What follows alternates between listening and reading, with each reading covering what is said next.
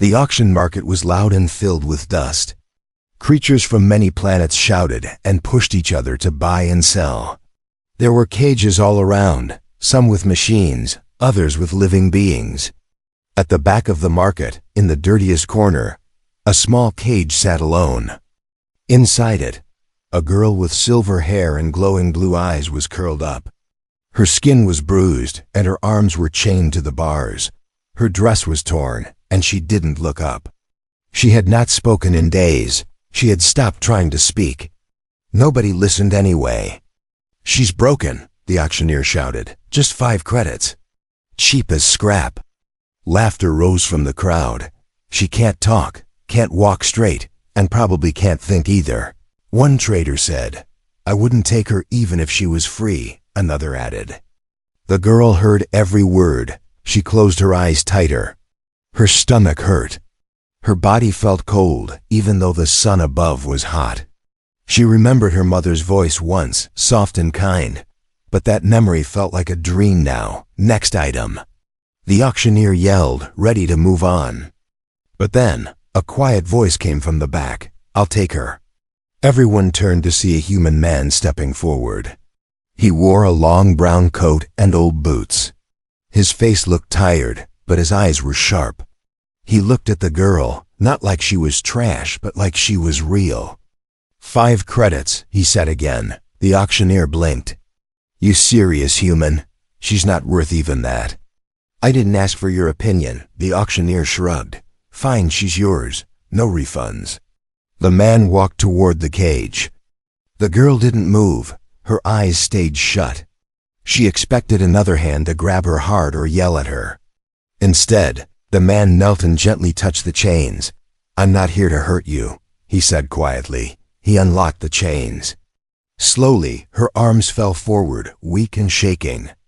He took off his coat and wrapped it around her dot. She finally looked at him. Her lips were dry. Her voice was a whisper. "Why?" "Because I saw someone worth saving." The market crowd laughed again. "Humans gone soft," someone called. "Wasting money on trash," but the man didn't care. He picked her up carefully like she was glass and walked away from the crowd. Her head rested against his chest. She could hear his heartbeat, steady and warm. Her eyes started to close. Not because of pain, but because for the first time in forever, she felt safe. They left the market and walked through broken streets. She didn't speak. She didn't cry. She just held his coat tight. They reached a small building made of metal and wood. A sign above said, "Brenner's Repairs." He opened the door and stepped inside. Tools and spare parts covered the walls. A small bed was in the corner. A kettle whistled on the old stove. He set her down on a soft blanket. "This is my shop," he said. "You can rest here. You're free." She looked at the door. It was open. No guards. No chains. "Free?" She repeated. "Yes, you're not a slave anymore." Her hands shook as she touched the blanket. It was soft and smelled clean. She had forgotten what clean felt like. He brought a cup of warm water and held it out to her. She stared at it. Then slowly she took it and drank. The warmth went down her throat and made her chest ache. "What's your name?" he asked. She lowered her head. "They never gave me one." He thought for a moment. Then maybe it's time someone did. He stood up and walked to his workbench. She sat quietly, her eyes following him. "Why did you help me?" she asked again, her voice barely a whisper. He looked at her with a small smile. "Because no one else did. And because I don't believe anyone is too broken to be saved." She looked down, her hands gripping the coat. For the first time, her heart felt something strange. Not fear, not pain. Hope. Outside, the market went on with its noise and cruel laughter. But inside the small repair shop, a broken girl sat in silence, wrapped in a warm coat, with a new world opening in front of her. And the man who saw her worth was just getting started. Asterisk. The girl woke up to the smell of warm food and soft humming for. A moment she thought it was a dream until her eyes opened, and she saw the same small room with tools on the wall and wires hanging from the Ceiling, she was still wrapped in the man's coat, lying on the soft blanket. Her body hurt, but not like before. It was a warm kind of pain, like her muscles were waking up after sleeping too long. She sat up slowly. The man was sitting at the table fixing a broken machine with careful hands. He looked up and smiled gently. "Morning," he said without raising his voice. The girl looked at the floor, unsure if she should speak. "You don't have to be afraid here," he said again.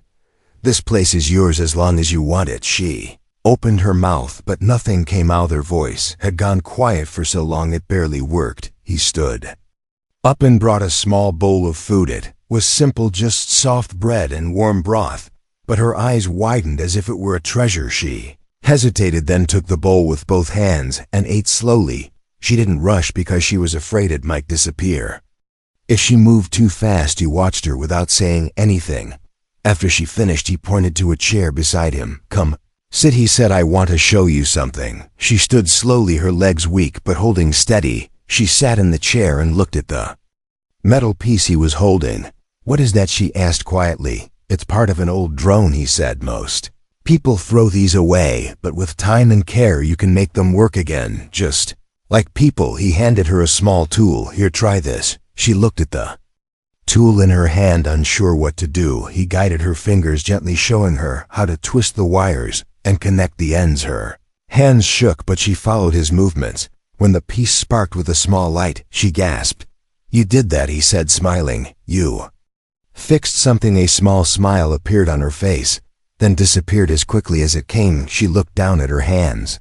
They were thin and scarred, but for once they had done something good. "What is your name?" she asked suddenly. The man looked surprised, then chuckled. "Name's Brenner." "And yours?" She shook her head. "I never had one." "Then let's pick one for you," he said. "You should have a name that means something." Thought for a moment, then said softly, "What does hope mean?" "It means believing that tomorrow will be better than today," he answered. "Then call me Hope," she said. He nodded. "Hope." It is later that day, while Brenner worked on repairing a large machine, he noticed Hope staring at the open window with worry in her eyes. "You think someone will come for you?" he asked. She nodded slowly. "The slavers might still be watching. They don't let go easily." Brenner stood up and walked over to a metal cabinet, opened it, and took out a small device, then handed it to her.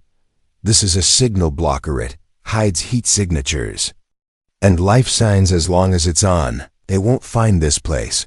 Her fingers closed around the device tightly. "Thank you," she whispered. "You saved me." Shook his head. "No, you saved yourself the moment you decided to live. But saving you means nothing if I can't protect you now." Brenner turned back to the machine and added, "Tomorrow we'll start training. You'll learn how to fix things, how to protect yourself, and how to run this shop. This is your home now too." Hope's eyes filled with something new, not tears, not fear, but purpose. She looked around the room.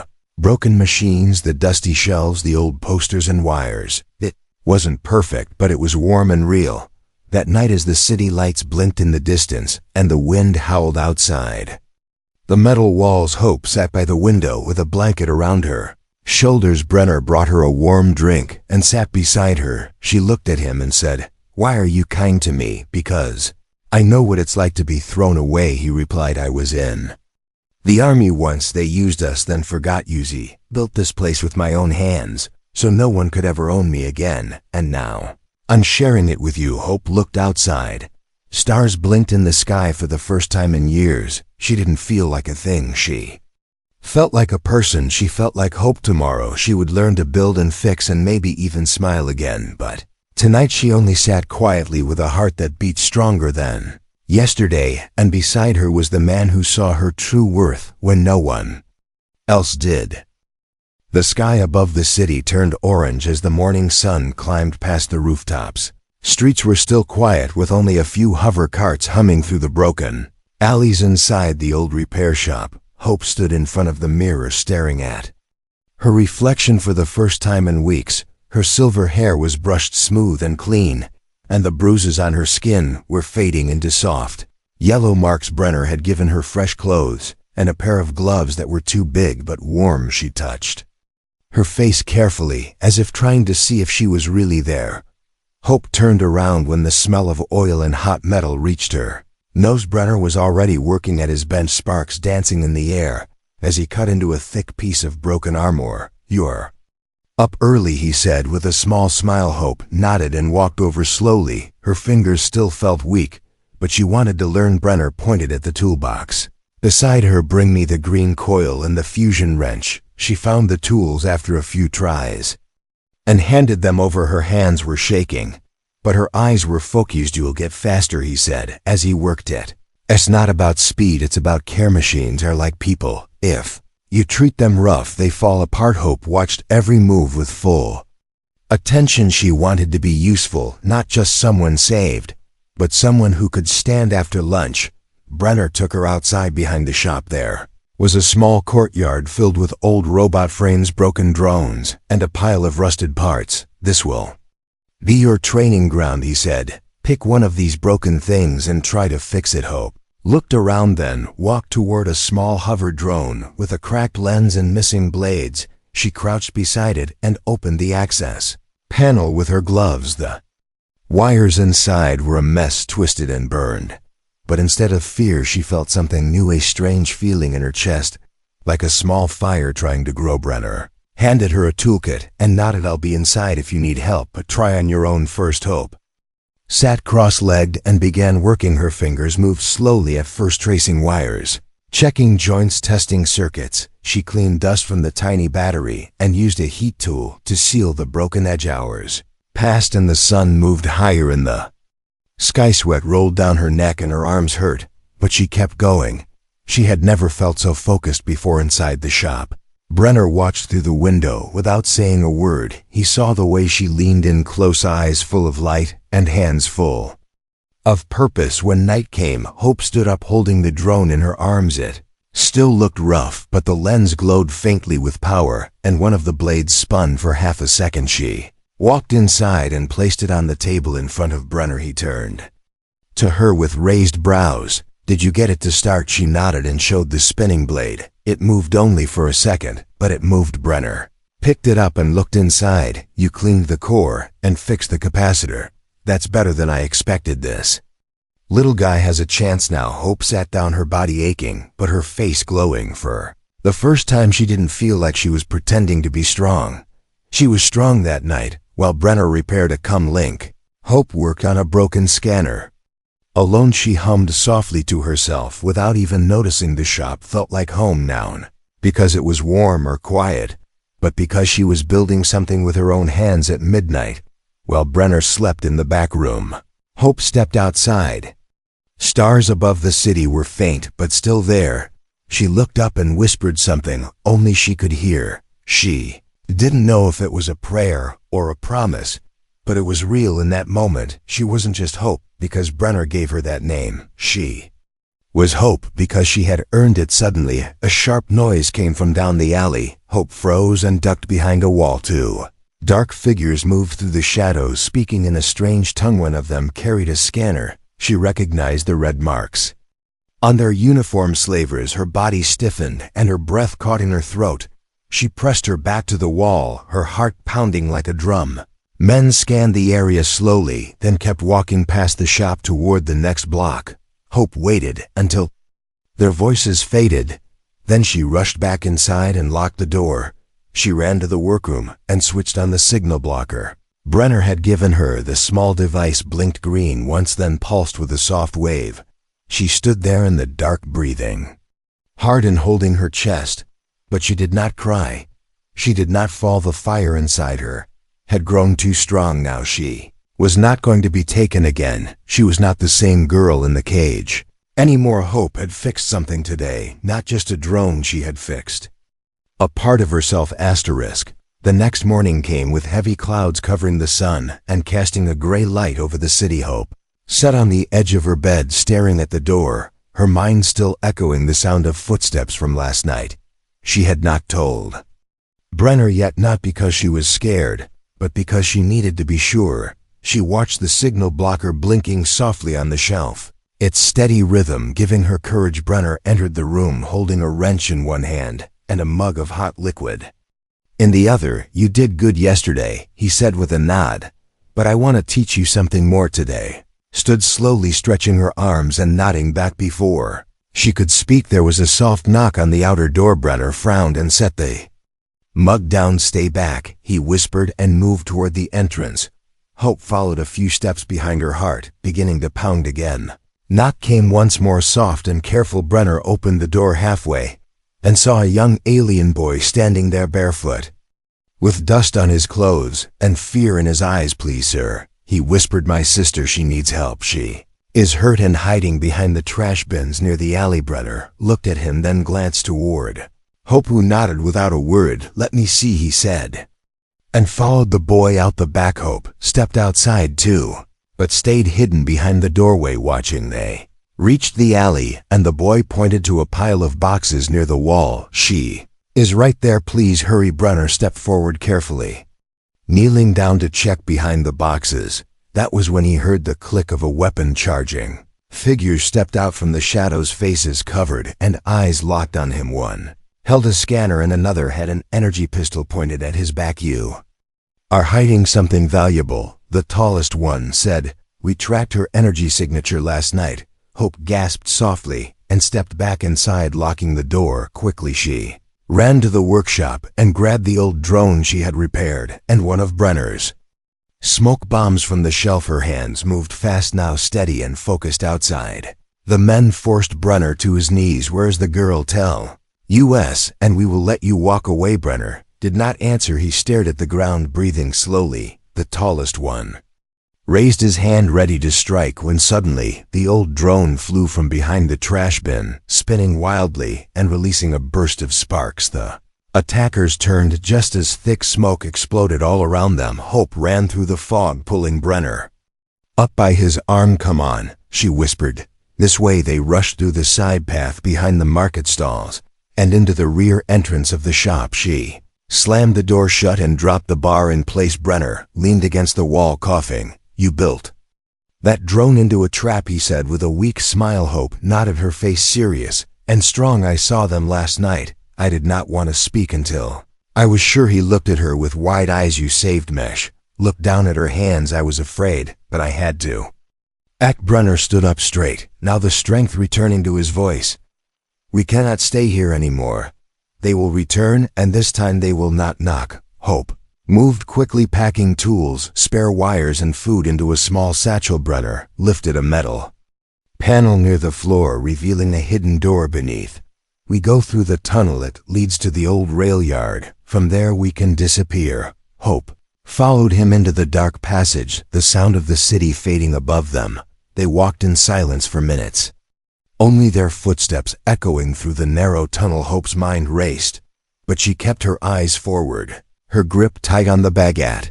Last they reached a broken ladder that led up to an old train car, hidden under weeds and rust. Brenner pushed open the hatch and helped her climb inside. Train had no power, but it was safe for now. They sat in the corner, breathing slowly. Air was thick with dust, but Hope felt calm. You could have left me, she said. Back in the alley you could have run. Brenner looked at her, then shook his head. So could you. Hope smiled a little. For the first time in hours, we make a good team. Yes, we do, he said. We will rest here tonight, and tomorrow we move again. Hope leaned against the wall, the cold metal pressing against her back. She closed her eyes and let the silence settle outside. The wind blew across the empty tracks. Somewhere behind them, danger waited. In that moment, inside the broken train, they were together, and they were safe. And this time Hope was not just hiding, she was ready. The sun had not yet risen when the sound of boots echoed across the steel tracks. Hope opened her eyes inside the old train and listened closely, every sense awake and alert. Brenner was already standing by the door, holding a small bag over his shoulder and watching the broken hatch above. They are here, he said quietly. Hope nodded without speaking and reached for her toolkit. She had packed it the night before, each tool placed with care, each wire wrapped tightly. Outside voices called to each other, speaking in low, sharp tones. The slavers had found their set again. We go through the scrapyard, Brenner said, pointing to the rear hatch. There is a smuggler's route between the wrecked engines. If we move fast, they will not catch us. Hope climbed down first her feet landing on rusted gravel and dry weeds. The air was cold and thick with the smell of burnt oil and old metal. Ran low through the yard, weaving between fallen machines and broken containers. Hope's legs burned, but she did not stop. Every breath felt like fire in her chest, but she kept moving. Behind them came the distant sound of shouting, then the sharp hiss of a tracker drone passing overhead. "Down here," Brenner whispered, pulling her into a pit between two crushed transport units. They crouched low as the drone hovered above, scanning for movement. Hope held her breath, her hand gripping Brenner's sleeve. The light from the drone passed by, then faded. They waited 1 minute, then 2, then 3. Finally, Brenner nodded, and they climbed out, moving deeper into the scrapyard. The path grew tighter, filled with sharp metal edges and twisted beams. Hope scraped her arm on a pipe, but didn't make a sound. They reached an old fence covered in black vines and rust. Brenner kicked it once, then again, until it bent enough to let them through. Beyond the fence was a hidden alley leading into the lower city, where the shadows ran deeper than the streets above. "Here we split up," Brenner said, handing Hope a small chip. "Take this, go to the red door near the old fusion tower and knock 3 times. Then once again, a woman named Mara lives there. She owes me a favor, and she will hide you." Hope grabbed his arm, her eyes wide. "What about you?" "I will lead them away," he answered with a steady voice. "You are the one they want, not me. They will follow, and I will make sure they do." Hope shook her head. "I am not leaving you. You must," he said firmly. "You are not a prisoner anymore. You are not weak. You are the spark and the fire now." Hope stared at him, then slowly took the chip and placed it inside her coat. "Promise me you will come back." Brenner smiled a little, the first smile she had seen from him since they left the shop. "I will find you again. That is my promise." He turned and ran toward the main road, his footsteps echoing louder to draw the hunters his way. Hope watched until he vanished, then turned and slipped through the lower path. The alley narrowed and twisted like a maze, but she remembered Brenner's words and followed the scent of fusion gas in the air. She saw the red door ahead, painted with old symbols and covered in dust. She knocked 3 times, then once again. Door opened slightly, and a tall woman with blue skin and glowing gold eyes stared out. "You are from Brenner," she said. Nodded. "Come inside quickly." The door shut behind her, and the room inside was warm, filled with the scent of cooking herbs and machine oil. "You are safe now," Mara said. "For tonight at least." Hope sat on a soft rug and looked around. The walls were lined with maps and old weapons, the shelves full of tools and small energy cells. Mara handed her a drink and asked, "What is your name, child?" Hope. She replied without hesitation. "That is a strong name," said Mara. "Strong like fire." Hope closed her eyes for a moment, letting the warmth fill her chest, but her mind kept going back to Brenner, running alone through dangerous streets, facing the ones who hunted them. Mara touched her shoulder gently. "He will return if he gave you his word, then he will keep it." Hope nodded slowly. Believed that too, but belief alone could not protect him, not anymore. She stood up and walked to the window, watching the skyline where smoke rose in the far distance. The city was cruel and broken, filled with shadows and fear. But somewhere out there, Brenner was still fighting, and now she had a choice: stay and wait or rise and act. Hope turned back to Mara, her voice steady and clear. "I need tools and a map and a way to find him, because the one who gave me freedom is out there buying time with his life, and I will not let the price be his blood." The workshop below. Mara's house was dark and filled with tools from a forgotten time. Hope stood near the wall where blueprints hung like curtains, each one marked with strange symbols and faded lines. She ran her fingers along a small scanner device and lifted it with care, placing it beside wires and energy cells she had already gathered. "You are sure about this?" Mara asked, watching from the doorway. Hope looked up, her eyes glowing with something new. "Yes. I am not hiding while he is out there bleeding." For Mara stepped forward and handed her a small pulse generator. "Then take this too, and remember, most who fight the slavers never return. Then I will be one of the few who do." Hope replied without fear. She tied her silver hair back and tightened the gloves on her hands. Had not eaten since the night before, but she felt stronger than ever. Her mind was clear, her heart steady. Brenner had risked everything to buy her time now. It was her turn to pay. It back with the gear packed into a sling across her back. She stepped out into the night again. The convoy.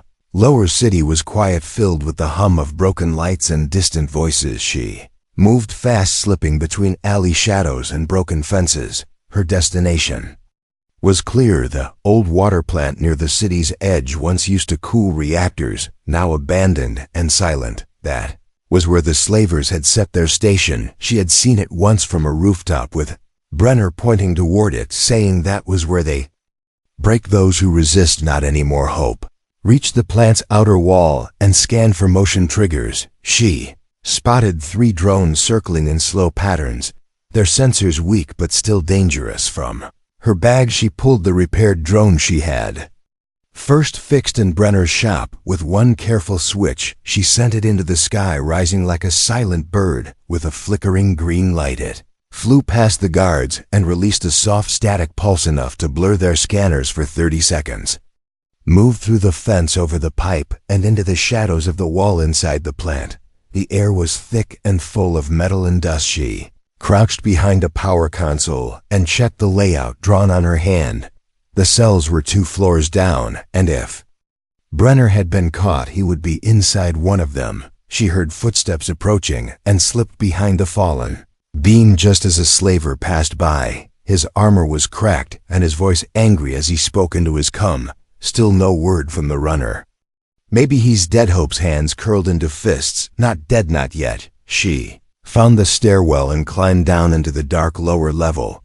The walls were wet and flickering lights buzzed above it. The end of the hallway, metal bars blocked her path behind them. She saw a figure slumped against the wall, blood on his shirt and hands chained above his head. Brenner. Hope ran to the console beside the cell and plugged in her toolit. Sparked once, then the door slid open. With a groan she rushed inside and caught him before he could fall. His eyes opened slightly. Hope, he whispered. You came. I said I would, she answered, her voice shaking. We have to go now. She broke the chains using the plasma cutter from her bag. The sound was loud, but she didn't care anymore. Alarms began to wail above them. Red lights flashed and boots pounded on the floor. Hope pulled Brenner's arm over her shoulder and began moving. They reached the main stairwell and climbed with all the strength she had. At the top, the guards appeared with rifles raised and voices shouting. Hope dropped her tool bag and pulled the small pulse bomb from her coat. She pressed the trigger and threw it down the hall. The prude, when the light exploded white and loud, sending guards to the ground. She pushed forward, dragging Brenner through the smoke. Outside, the air was cold and filled with the sound of alarms. Hope saw Mara's speeder parked near the wall, the engine already on. The woman stood at the door, rifle in hand. Move fast, she yelled. Hope reached the speeder and pulled Brenner inside. Mara hit the controls and the craft shot forward, rising above the fence and speeding through the sky. Inside the cabin, Hope held Brenner's hand tightly. Was bleeding and weak, but alive. You burned like fire back there, he whispered. With a faint smile, Hope leaned her head against his shoulder, tears in her eyes. I learned from the best. They flew into the night, far from the city, and the chains that once held her, and now in her hands, burned something brighter than fear. Hope was no longer a name. It was her weapon, her promise, her fire. The hills beyond the city were covered in mist as the morning wind rolled over the grass. Hope stood beside a quiet river, watching the sun rise behind the shattered skyline. Her gloves were torn and her arms covered in dust, but her eyes were clear. Beside her, Brenner sat on a rock, his side wrapped in clean cloth, and a new strength slowly returning to his face. Speeder they escaped in was hidden behind a pile of rocks, its engine still warm from the long ride through the night. We are safe for now, Brenner said, his voice soft. Hope nodded and crouched by the water, rinsing the dried blood from her hands. She had fought her way into the prison and pulled him out with fire in her chest and purpose in her heart. She was no longer the girl who had sat in a cage with her head down, her voice silent. She was not the 5-credit slave they once called broken. She was something else. Now something stronger. We cannot stay here forever, she said while watching a bird fly over the river. They will search The city and then the lands beyond, they always come back. Then we go farther, Brenner replied, standing slowly and placing a hand on her shoulder. Find the others. Hope turned to him with wide eyes. Others? Yes, he said with a nod. Others like you. Others who escaped, others who fight. There is a village deep in the canyon where the signals do not reach and the Empire cannot scan. They build machines and protect their own. They need someone who can fix things, who can lead. They need you. Hope looked away for a moment, her mind racing. She had never led anyone. She had never asked to be anything more than free, but now freedom was not enough. Not while others still lived in chains, not while little girls still cried in cages, and no one heard them. Hope picked up the old drone she had rebuilt. Twice now its wings were cracked, and one of its lights flickered, but it still flew. She placed it on her shoulder and smiled.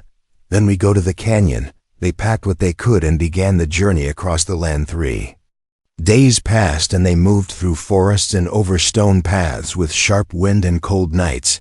Hope learned to start fires and cook roots and treat Brenner's wounds with herbs from the wild. He showed her how to map the stars and read the old signals from the sky. They grew stronger together, not as master and rescued, but as family. On the 4th day, they saw smoke rising from a valley below and heard the soft hum of machines. Hope placed her hand on Brenner's and smiled. We found it. The village was built from metal and stone, each house shaped like a machine part, each door marked with a symbol of freedom. People watched them as they entered, eyes wary, hands near weapons. But when they saw the drone on Hope's shoulder and the fire in her eyes, they stepped back and let them pass. An elder with wires braided through his beard came forward and asked, "Who are you?" Hope stood tall and answered, "I am the girl they sold for 5 credits and called broken. But I am not broken. I have fire in my hands and light in my chest, and I will help build a place where no one ever feels worthless again." The elder looked into her eyes for a long moment, then nodded once and opened the gate. Hope and Brenner entered the heart of the village, where machines turned without fuel and children ran through gardens lit by solar light. That night, as the stars shined bright above them, the village gathered to hear Hope speak. She stood on a metal platform and looked out at the faces of people who had once been slaves, who had once been forgotten. She told them her story, from the cage to the escape, from the drone to the rescue, and when she finished, the elder placed a hand on her shoulder and spoke, "You are worth more than 5 credits. You are worth more than chains and scars. You are the future we were waiting for." Hope stepped down and sat beside Brenner, who smiled through tired eyes. "You were always meant to lead," he said. "No," she replied with a gentle laugh, "I was just meant to live and to help others live." The crowd cheered, and lights lit up the village as music began to play from old speakers, brought back to life by careful hands. Hope closed her eyes and felt the wind move through her hair. For the first time in her life, she was not afraid of what came next, because she had already walked through darkness and made it burn away, not with anger, but with hope, with fire, with love, and with the truth that no price could measure the worth of a heart that chooses to rise.